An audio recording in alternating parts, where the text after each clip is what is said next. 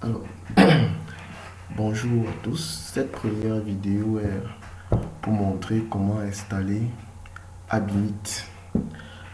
Alors, quand on se rend sur le site de Abinit, on se rend compte que Abinit c'est un paquet ou un package dont le programme principal permet de calculer l'énergie totale, la densité de charge, la structure électronique des systèmes atomiques et moléculaires, principalement en utilisant la théorie de la fonctionnelle de la densité, bon, en abrégé DFT.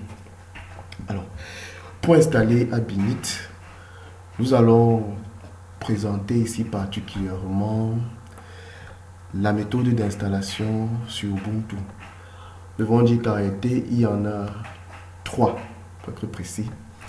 Mais nous parlerons principalement de deux méthodes ici sur Ubuntu.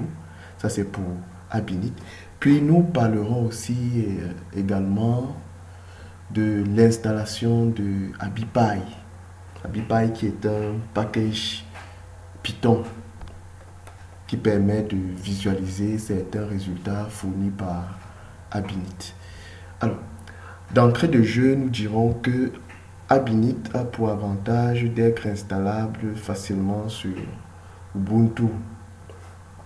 Donc, lorsqu'on se rend sur le site, par exemple, il suffit de se rendre compte que nous n'avons besoin que de taper une commande d'installation dans le terminal, comme ceci.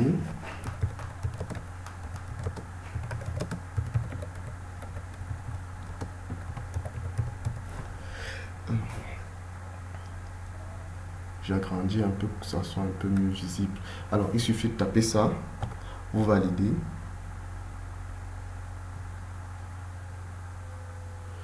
Alors, ok. Bon, on n'a pas besoin du get. Alors, vous validez. Puis, en principe, cela va vous demander votre mot de passe. Et alors, comme je disais, vous tapez cette commande d'installation, vous validez. Cela va vous demander votre mot de passe. Vous tapez le mot de passe. Puis, cela lancera l'installation. Bon, dans mon cas, Abinit est déjà installé. Alors, et comment vérifier qu'effectivement Abinit est installé? Il suffira d'écrire Abinit-B. Si Abinit est effectivement installé avec toutes ses dépendances, vous verrez une page pareille s'afficher dans votre terminal avec différentes caractéristiques et les librairies qui lui sont associées. Alors ça, c'est pour la méthode la plus simple. Alors, une deuxième méthode, toujours facilitée sur Ubuntu, consiste à compiler soi-même Abinit.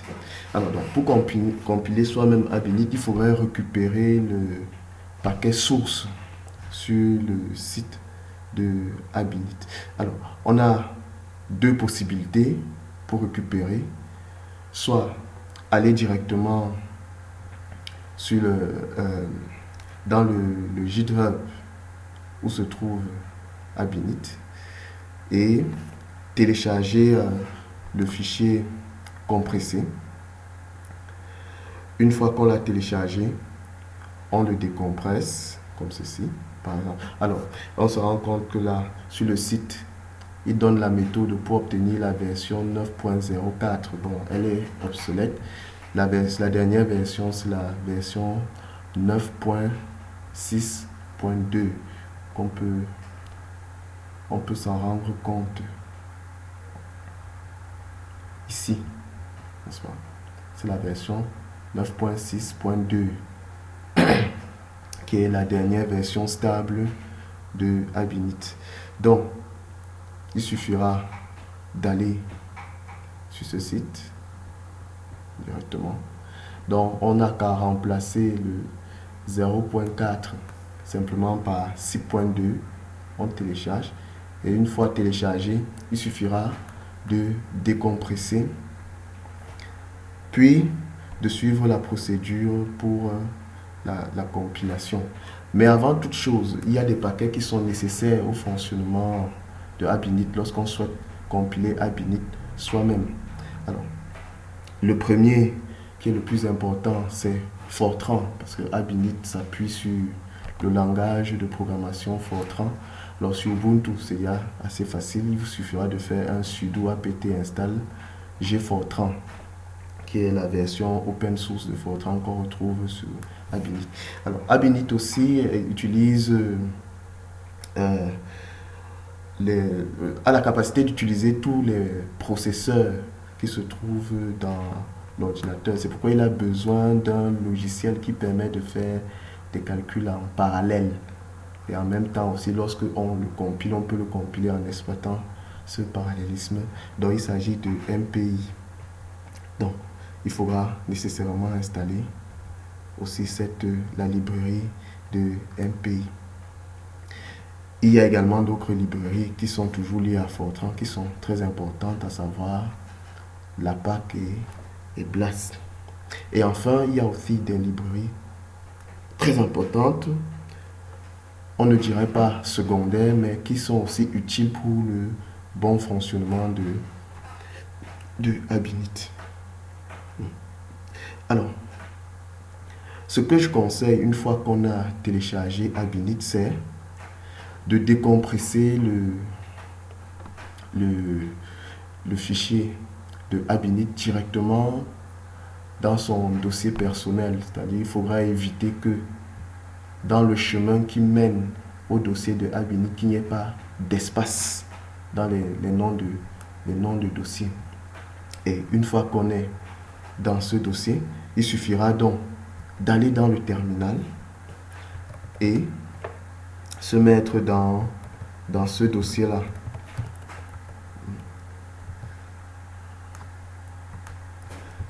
Et une fois que vous êtes dans ce dossier, vous suivez la procédure de compilation en tapant. Alors, avant de suivre la procédure de compilation, il vous faudra créer un dossier dans lequel vous allez compiler Abinit. Alors, il est préférable donc de créer ce dossier à l'intérieur de votre dossier de compressé de Abinit. Alors, dans mon cas, j'ai nommé ce dossier construction de Abinit, que voici. Donc, on crée ce dossier et également dans le terminal, on se rend à l'intérieur de ce dossier. Et c'est dans ce dossier-là qu'on va pouvoir lancer la procédure de compilation. Alors, sur le site de Abinit, il est précisé que si on compile par défaut Abinit tel que il vient, alors on ne peut pas obtenir des performances optimales. Alors, ceci conseille de créer un fichier de configuration dans lequel on va mettre les différentes configurations pour pouvoir optimiser déjà la compilation de Abinit et aussi optimiser sa rapidité. Parce que par défaut, les librairies qui sont fournies par Ubuntu ne permettent pas de réaliser des calculs de manière efficace en termes de temps. Donc, il conseille donc d'utiliser un fichier de configuration personnalisé. Alors, et à cet effet, une fois qu'on a décompressé le fichier de Abinit, on peut se rendre compte qu'il donne dans le dossier doc, il donne des exemples de configurations qui peuvent être utilisées. On va donc dans le dossier test et une fois dans test, on va dans le dossier c'est pour ça on va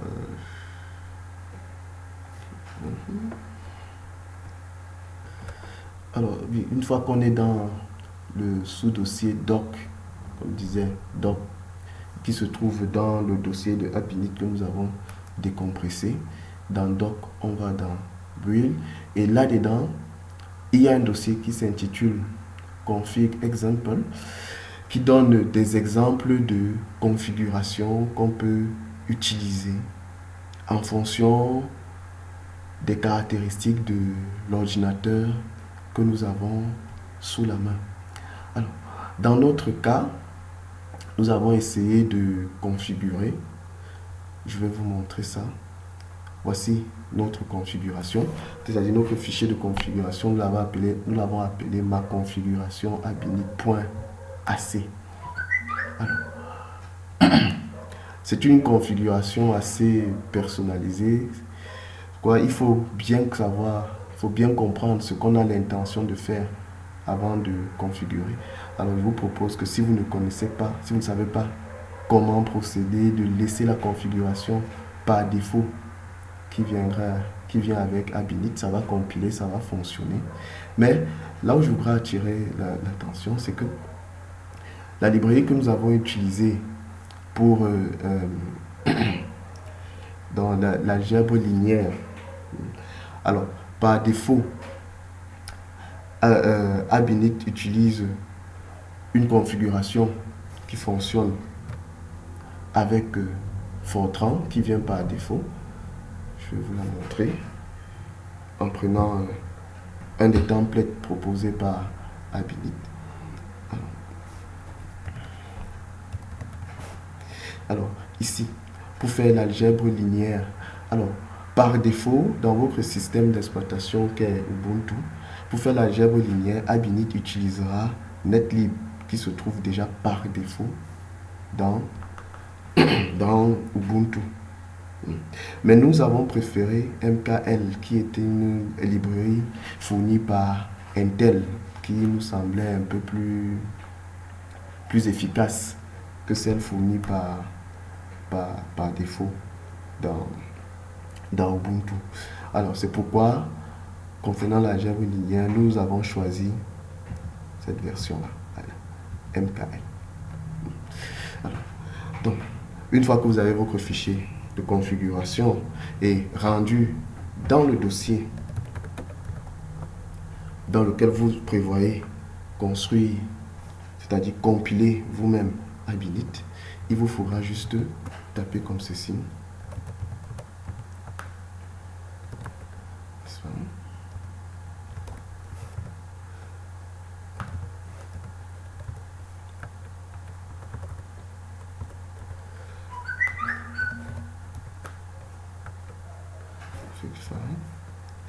Alors, on met égal, on ouvre les guillemets et on doit écrire le nom de notre fichier de configuration qui, je le précise, doit se trouver dans le dossier de construction. Alors, une fois que c'est fait, il suffira d'appuyer sur Entrée.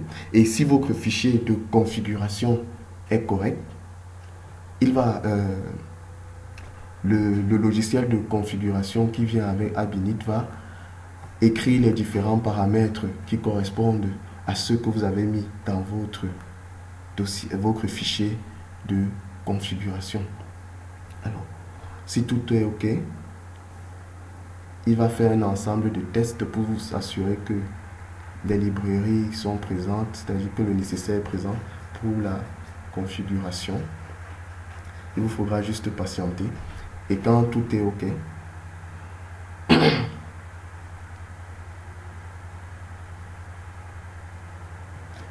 quand tout est OK, nous avons cette dernière ligne qui nous demande de construire maintenant Abinit.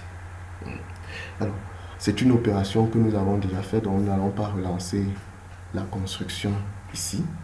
Et on se rend compte, une fois que nous avons lancé la construction, il va donc apparaître dans notre dossier que nous avons dans notre dossier que nous avons, dans lequel nous avons mis notre fichier de configuration, il va apparaître un ensemble de dossiers. Et une fois que c'est prêt, on va se rendre compte qu'en fait, dans le dossier SRC, on aura un sous-dossier qui s'appelle 98 main.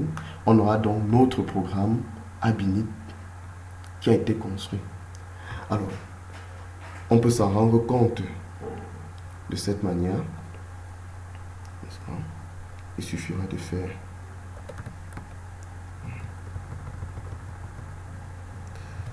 ça.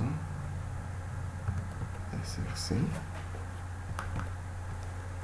On va dire 98 même. Abinit avec moins B.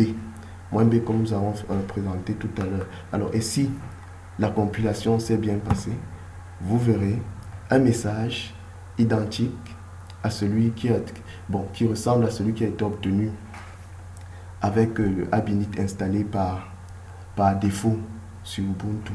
Alors, nous allons un peu scinder cette fenêtre pour qu'on se rende compte des similitudes et des possibles différences, puisque cette fois-ci, nous avons compilé Abinit nous-mêmes. Alors, la différence ne se verra pas là directement. Elle se verra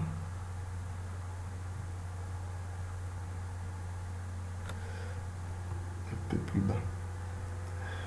Alors, pour voir la différence entre notre compilation personnalisée, il suffit de descendre comme ceci. Alors, déjà ici, on se rend compte que les versions sont identiques, puisque comme je le disais, la dernière version stable de Abinit, c'est la version 9.6.2. Alors, on voit bien que dans notre version personnalisée de Abinit, pour l'algèbre linéaire, la librairie utilisée est MKL, alors que celle qui vient par défaut est Netlib. De la même manière que pour la transformée de Fourier, c'est DFTI, qui est une librairie qui vient par défaut avec MKL, n'est-ce pas? Tandis que de l'autre côté, on voit que c'est Geodes. Alors, voilà une manière un peu ramassée comment installer Abinit sur Ubuntu. Pour les utilisateurs de Windows, il y a une autre méthode qui ne passe pas par un fichier exécutable, c'est-à-dire un fichier .exe, comme les utilisateurs de Windows sont habitués, mais par une méthode un peu différente qui va passer par Anaconda. Mais avant d'aborder ce sujet, nous vous proposons d'abord de passer à la méthode d'installation de AbiPy. Alors, lorsqu'on se rend sur le site d'AbiPy, c'est-à-dire sur le site d'aide AbiPy, comme on l'a dit, c'est un package Python qui permet de voir les résultats fournis par Abinit. Alors, comment est-ce que on installe AbiPy? Alors, lorsqu'on est sur Ubuntu, il suffira juste de taper dans un terminal, dans le terminal, pipe install AbiPy user. Alors, user, si vous n'avez pas les droits de l'administrateur sur l'ordinateur. Mais nous devons signaler quand même une chose assez importante, c'est que la version disponible sur le site pypy.org présente un bug. Alors, il est plutôt conseillé de prendre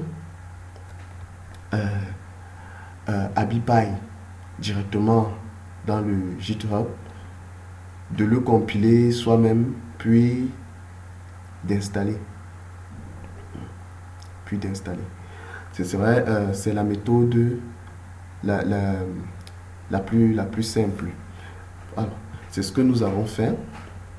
Alors, pour l'obtenir, bon, c'est assez simple. Toujours dans le même GitHub où on trouve Abinit, il suffit d'y aller, soit de cloner ce dossier-là, c'est-à-dire AbiPy, soit de télécharger le fichier compressé en ta.gz de AbiPy. Alors, de la même manière qu'avec Abinit, il est conseillé de décompresser ce fichier à la racine de votre dossier personnel utilisateur pour éviter qu'il y ait des espaces, puis de suivre la procédure. Alors, pour AbiPy, la procédure est assez simple. La procédure est assez simple. Donc,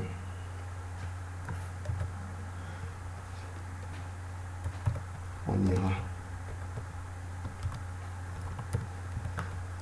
dans ce dossier. Alors, une fois qu'on y est, il suffit juste de suivre les instructions telles que c'est donné sur le site. Il suffit de taper, une fois qu'on est dans le, qu'on s'est mis dans le dossier décompressé, de taper Python setup.py install. C'est tout. C'est tout ce qu'il faut faire.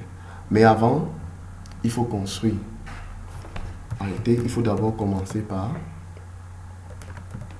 setup.py. Lorsqu'on le fait, cela va permettre de construire le fichier à installer. Fichier à installer. Mais, bien que ce fichier soit construit, vous ne pouvez pas l'installer directement parce que en réalité, AbiPy dépend d'autres librairies Python. Alors, ces librairies, elles sont faciles à trouver, n'est-ce pas? Parce que lorsque vous décompressez le fichier, il y a un dossier où il y a écrit requirement.txt. Alors, une fois que vous êtes à l'intérieur, il suffira juste de faire pipe install .r requirement.txt et comme vous êtes utilisateur, d'ajouter user. Alors, ça c'est une procédure que nous avons déjà effectuée, mais pour ceux qui auraient de la peine à suivre la procédure, alors l'avantage qu'on a lorsqu'on construit AbiPy soi-même, c'est qu'il est déjà, lors de la construction, il y a ce fichier qui est conçu, alors que je peux toujours partager, n'est-ce pas? Je pourrais toujours le partager, comme ça vous n'aurez pas besoin de compiler vous-même, vous n'avez qu'à prendre ce fichier-là et installer en utilisant toujours pipe install là, vous mettez directement le nom de ce fichier et cela s'installera dans la machine. Mais avant, il est très important de mettre ces éléments. Sinon, AbiPy ne fonctionnera pas. Alors, maintenant, une fois que AbiPy est installé, on peut vérifier qu'il fonctionne. On va par exemple passer par Python. Juste de passer par Python. Alors, il donne sur leur site les trois commandes à taper dans l'interpréteur Python pour être sûr que cela fonctionne. Il suffit juste de faire d'abord ça. SP.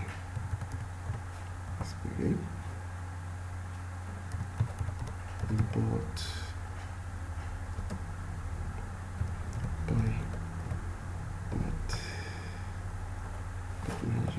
Alors, cette librairie PyMatGen est celle sur laquelle s'appuie AbiPy pour fonctionner. Donc, c'est pourquoi parmi les librairies Python les plus importantes, il y a PyMatGen que voici. Si vous ne l'installez pas, alors AbiPy ne fonctionnera pas. Alors, et si tout est bien installé, vous pourrez taper AbiPy, import AbiLab. Alors, si tout se passe bien, l'interpréteur ne signalera pas d'erreur.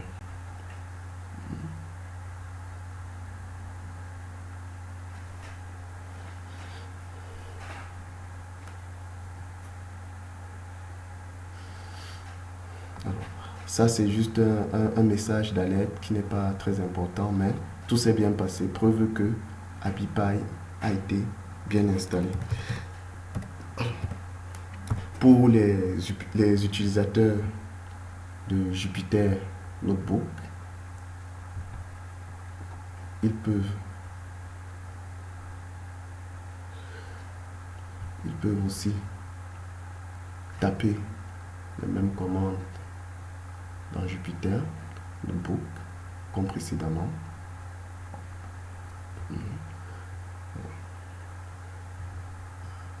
On fait un import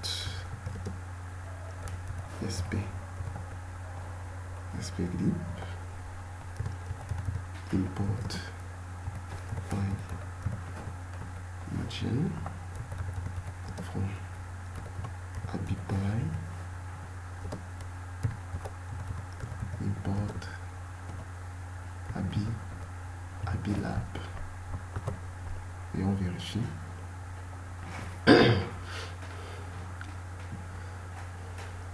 Alors, on a le même message. Alors, tout s'est bien passé.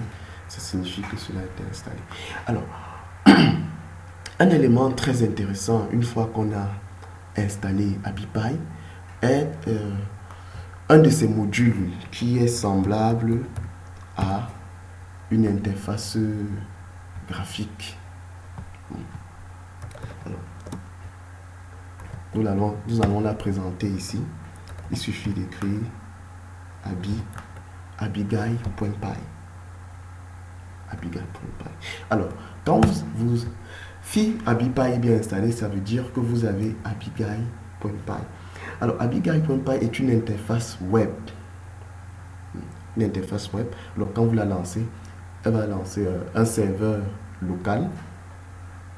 Et directement, vous ouvrez cette interface web dans votre navigateur par défaut.